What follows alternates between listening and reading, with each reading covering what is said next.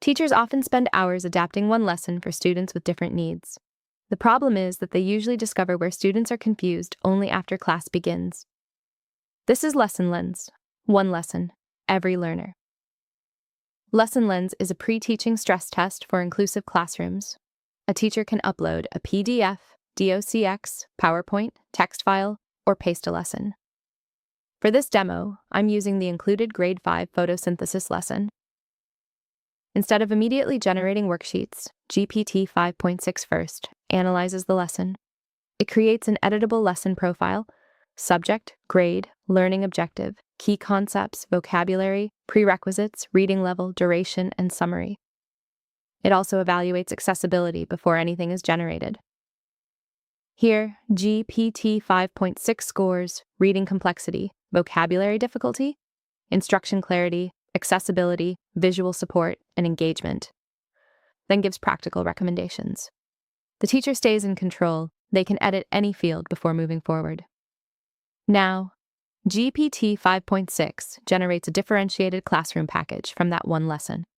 A standard version, ESL support, ADHD-friendly steps, gifted extensions, dyslexia-friendly materials, a quiz, homework, and a parent summary. But the signature feature is the classroom simulator. LessonLens role plays 5 learners: a gifted learner, English learner, learner with ADHD, learner with dyslexia, and a typical learner. Each student asks a realistic question they may ask during class. This is more than a personas feature.